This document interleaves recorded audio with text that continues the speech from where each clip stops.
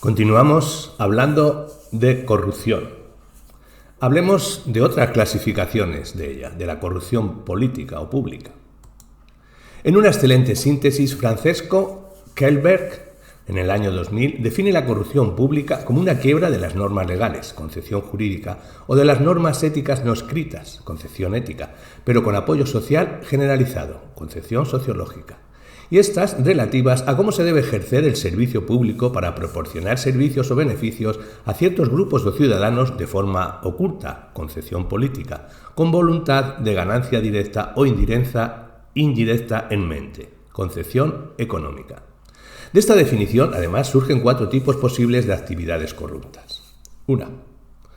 Primero, aquellas que quiebran normas legales y cuyo resultado son beneficios directos para el político o burócrata correspondiente. Es este el supuesto más comúnmente entendido como corrupción. Son los sobornos y cohechos. Bustarella, en italiano. Pot de vin, en francés. Kickback, en inglés. O las malversaciones de fondos públicos. Es este tipo de corrupción la que se mide sobre todo en los famosos índices de corrupción de Transparency International Index, que aunque suponen un avance importantísimo, por contraste, solo en un tipo de corrupción y por otras razones tienen una validez limitada. Por esta razón, Transparency ha generado otros instrumentos de medición recientemente como el Barómetro Global. Con este tipo de corrupción directa, brutal e ilegal, algunos gobernantes han conseguido hacerse inmensamente ricos, como fue el caso de Suharto, en Indonesia, al que se le atribuyen entre 15.000 y 30.000 millones de dólares en beneficios. En ocasiones, los beneficios, aunque directos, son de difícil comprobación, pues son diferidos o son no monetarios. Estos supuestos, como hemos indicado, son de más fácil control, pues el beneficio muchas veces es no tangible inmediatamente. Es el caso de ciertas resoluciones dictadas a sabiendas de que son injustas o el tráfico de influencias que se hacen sabiendo que se le debe algo al corrupto, pero los beneficios concretos no se perciben inmediatamente, sino que vendrán en su momento. Puede ser una mera información para que compre ciertas acciones, la bolsa, la estafa, o su reforzamiento en el partido y aseguramiento de un puesto en las próximas listas. Segundo punto, son aquellas que implican quiebra de normas legales, pero con beneficios indirectos para el corrupto. Aquí se incorporarían todos aquellos supuestos en los que se incumplen normas de concurrencia en la contratación pública o en la concesión de subvenciones para favorecer a grupos que financian al partido. En estos casos se incumple la norma para favorecer al partido, no al propio decisor directamente. Ciertas personas ejercen la labor de recaudadores para el partido abusando de puestos públicos, alguna vez, aunque raramente, no se benefician directamente de tal labor, sino que realizan este trabajo sucio como una forma de militancia. Entre otras, su beneficio es más bien indirecto, seguir ocupando puestos públicos y conseguir incluso ascensos en la escala administrativa o en el partido, en cuyo caso estaríamos en el primer tipo previamente presentado. El tercer punto son aquellas que implican quiebra de normas éticas socialmente, al menos por ciertas élites aceptadas, con beneficio directo para el corrupto. Es el supuesto de ciertas informaciones no plenamente secretas, pero a las que se tiene acceso privilegiado, pasadas al amigo o utilizadas personalmente con beneficio tangible directo. Por ejemplo, el alto cargo que favorece a empresas de familiares en convocatorias de subvenciones en las que subordinados suyos deciden libremente y que dichas empresas ganan no por fraude en las decisiones, sino por la información que éstas tienen sobre cómo presentar los proyectos. Información pasada, obviamente, por el corrupto, pero sin posibilidad real de demostrarse y sin claro incumplimiento de normas jurídicas, o el abuso de cargo para obtener ciertos descuentos, regalos, consumiciones gratuitas o priorización en la consecución de permisos o licencias, sin que exista ninguna resolución o acto claramente fraudulento o ilegal.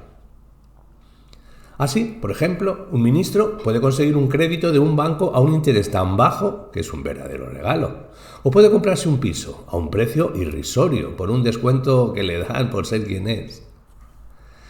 Cuarto punto. Son aquellas que implican la quiebra de normas éticas socialmente, al menos por ciertas élites aceptadas, pero con beneficio indirecto para el corrupto. Este es el supuesto de más difícil control, pero no por ello menos frecuente. En general es muy común que a través de la financiación legal se influya en la definición de políticas posteriormente. En concreto, tal influencia supone que el responsable público correspondiente actúe de forma que en la elaboración de normas se favorezca a grupos que han financiado al partido gobernante.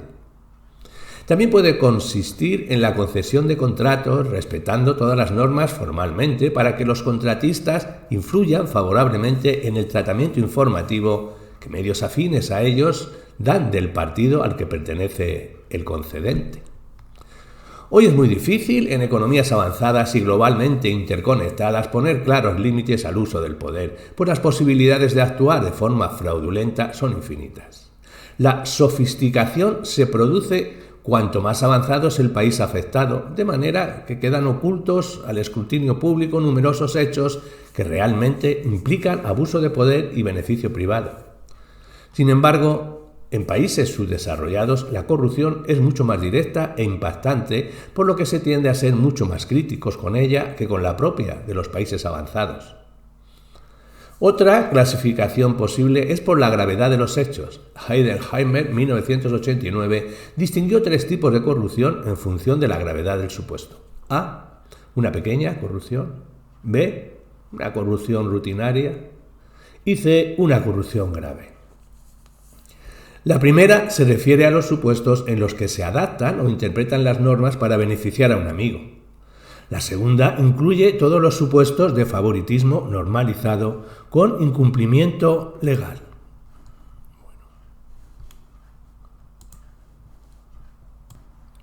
Para beneficiar amigos o correligionarios, con desprecio de los méritos en acceso a la función pública, en los ascensos o en la adjudicación de contratos. La tercera ya implica la existencia de un sistema organizado de abuso de poder por virtud del cual, aunque se tenga derecho legal a ciertos bienes y servicios, estos solo llegarán al ciudadano si el político correspondiente recibe un regalo o aquellos supuestos de crimen organizado desde el poder. Recientemente, por parte de organismos internacionales y de Transparency International, se distingue la corrupción por el sujeto que la promueve o ejecuta, y así se diferencia entre corrupción política, que es la que se comete en los niveles superiores del poder, y de la sociedad por las élites, líderes y empresas importantes, y corrupción menor o administrativa, que es la que se comete por funcionarios y ciudadanos comunes en sus vidas diarias, tales como sobornos cobrados o pagados por licencias e infracciones de tránsito. En los países industrializados y más avanzados, la corrupción menor no tiende a considerarse como un grave problema, dado que no está muy desarrollada. Sin embargo, en los países subdesarrollados sí es un grave problema. En algunos países, por ejemplo, en Camerún, Kenia, Nigeria o Lituania, más del 30% de la población reconoce haber pagado un soborno en los últimos 12 meses. Conclusiones. Tras este largo análisis, creemos que existen bases para establecer algunas conclusiones. En primer lugar, intentaremos establecer los puntos comunes de todos los conceptos de corrupción tratados. Para terminar, trataremos de separar la corrupción de algunos otros fenómenos con los que conecta y que tiene relación, pero que son diferentes. Hablemos de puntos comunes. Un concepto que podríamos aceptar de corrupción, tras todas las afirmaciones previas, sería aquellas acciones u omisiones que tienen que ver con el uso abusivo de los recursos públicos para beneficios privados a través de transacciones clandestinas que implican la violación de algún modelo de comportamiento. En esta definición se deja abierto de qué recursos públicos se trata, pues efectivamente la corrupción no implica necesariamente toma de decisiones favorables sobre concursos o licencias. También puede usarse la información para favorecer al corruptor o la sanción a competidores del indebidamente favorecido. En suma, lo que el corruptor busca son 2 tipos de beneficios: la influencia sobre decisiones o información confidencial. Los beneficios privados para el corrupto son también muy amplios. Pueden consistir primero en dinero, pero también en regalos no monetarios, y últimamente es muy importante el buen trato en medios de comunicación afines al corruptor. Esos beneficios privados pueden ir directamente al patrimonio del corrupto, pero también pueden ser usados para campañas electorales. Incluso pueden ir destinados al partido directamente, sin beneficio directo para el corrupto. Finalmente, la definición incorporada permite considerar como corruptas conductas que no son sancionables penalmente, pero que sí lo son moralmente en el marco de lo que una comunidad democrática entiende como éticamente reprobable. En toda corrupción existe, primero, una persona que ocupa una posición en una organización pública, no gubernamental o privada, posición de la que se derivan unos derechos o privilegios. Esa persona puede ser un director general de una multinacional, un ministro o un jefe del servicio de contrataciones de cualquier ayuntamiento. Los privilegios del ministro son superiores a los del jefe de servicio, pero ambos tienen privilegios evidentes. Segundo, esos derechos o privilegios, recursos públicos, se conceden para que quien ocupe el puesto los desarrolle en beneficio de quien se los otorga. En la empresa privada son las accionistas en las ONGs, son los socios o miembros de las mismas. En el Estado son los ciudadanos, directa o indirectamente, lo que legitima la ocupación de los puestos públicos, pero en todo caso los privilegios que otorga el puesto tienen un fin que los trasciende. El ministro tiene el privilegio de tomar decisiones muy importantes sobre políticas públicas o sobre contrataciones y modificaciones presupuestarias y debe ejercerlas en beneficio de la comunidad.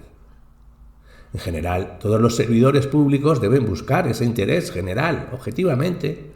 Como lo hagan, ahora es secundario, pero lo importante es que lo intenten. A veces se equivocarán en la concreción de la mejor solución, pero la equivocación y ni siquiera la incompetencia son corrupción. Tercero, los deberes que se derivan del puesto, en especial el deber de usar los privilegios para beneficio del otorgante del poder, se incumplen. Existe un incumplimiento del deber posicional, un abuso de la confianza otorgada. Es el caso de un director general de una empresa que falsea balances para que las acciones suban y poder venderlas a un precio sobrevalorado, enriqueciéndose indebidamente y dañando a los accionistas.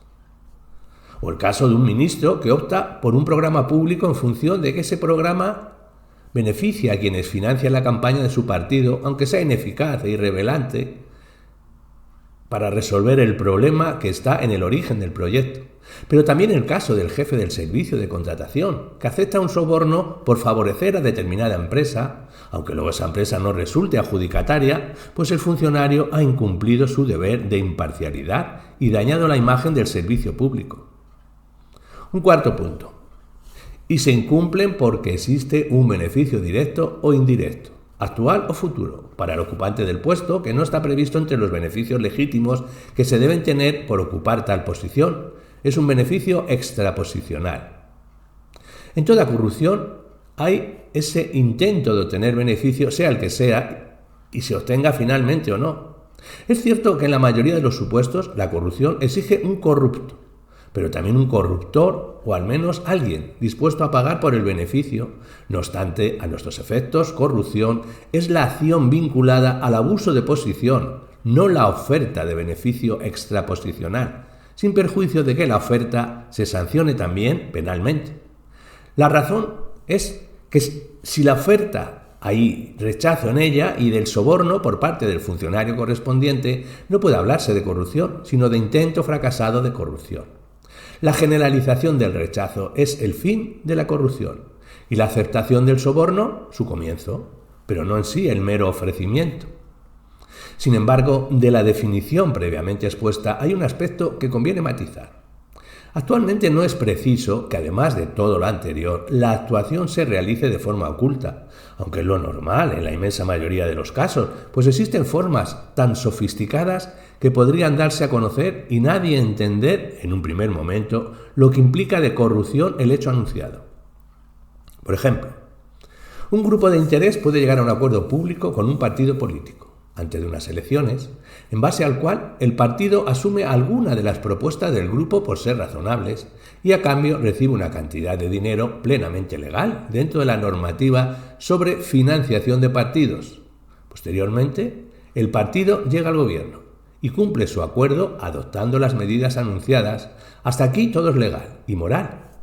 Pero si cuando el gobierno toma la decisión que favorece al grupo ha cambiado las circunstancias económicas y sociales y el cumplimiento del acuerdo daña al país, Entonces parece lógico pensar que el gobierno ha antepuesto intereses particulares. No devolver el dinero y cumplir el acuerdo a intereses generales. Y la inmoralidad es todavía más evidente si cuando se firmó el acuerdo el partido tenía datos que indicaban que ese acuerdo no sería plenamente respetable si se gobernaba y se pretendía servir al interés general, y aún así se prefirió tomar el dinero y comprometerse.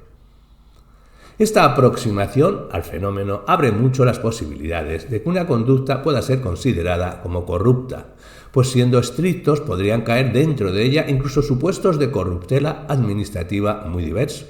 Así se podrían incluir actos de abuso de poder no penalmente castigados, corruptelas como el uso del teléfono público para llamadas privadas no urgentes, el absentismo laboral o el no cumplir el horario laboral legalmente establecido, el abandonismo y la ineficacia culposa. En todos ellos, aunque de forma leve, hay incumplimiento del deber posicional y beneficios extraposicionales en la forma de tiempo libre, pequeños ahorros o relax indebido.